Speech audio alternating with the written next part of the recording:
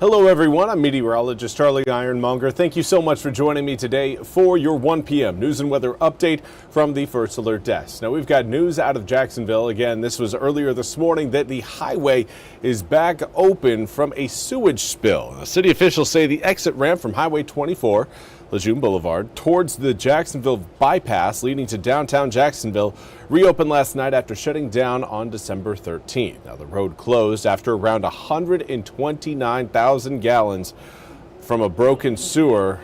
Road closed 129,000 gallons of sewage from a broken sewer main on Highway 24 Lejeune Boulevard spilled into Scales Creek, according to Jacksonville city officials. Now, officials say crews ran into unexpected problems while working to fix the issue, which caused planned changes and delays in repairs. Now, the opening is earlier than the NCDOT's expected date of January 9th.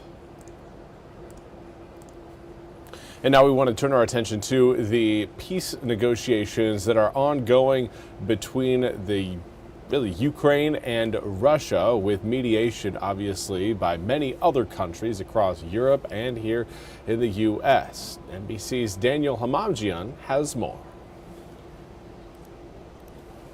Well, Volodymyr Zelensky confirming earlier today that the bilateral security guarantees document between Ukraine and the U.S.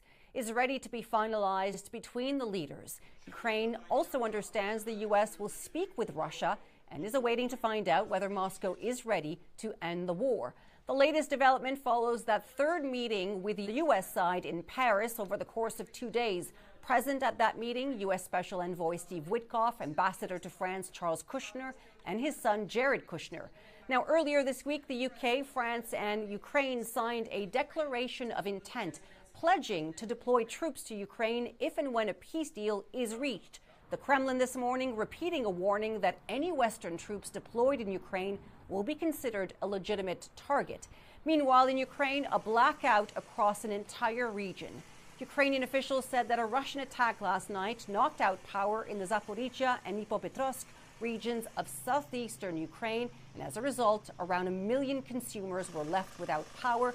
Zelensky posting on X this morning that power is back in some regions, but said there is absolutely no military rationale in such strikes on the energy sector and infrastructure that leave people without electricity and heating in wintertime.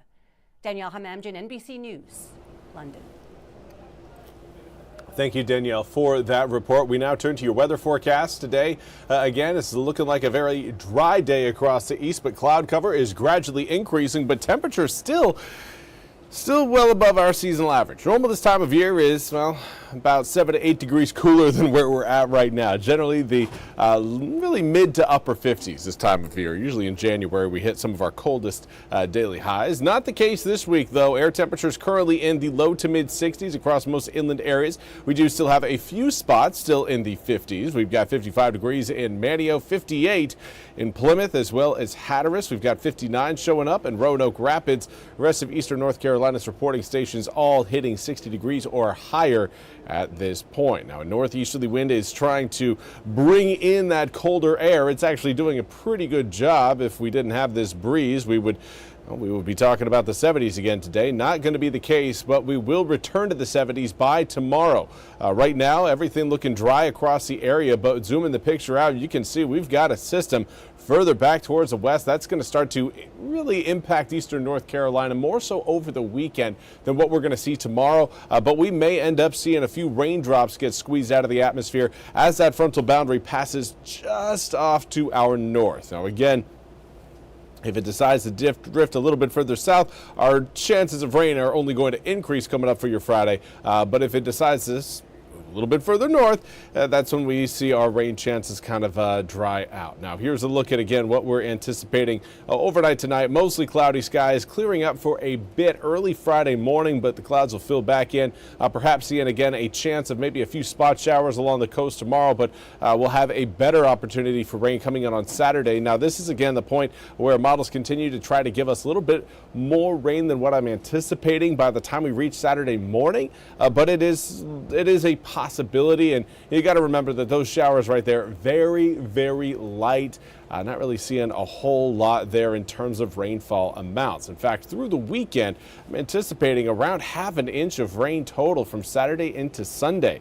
Some areas will receive it a little bit more on one day than another, but we're not really looking at a soaker of a system despite humidity and air temperatures rising into the weekend. 64 today turns to 75 tomorrow, 76 on Saturday, and then we're cooling right on back down again, hitting the upper 40s for highs on Monday.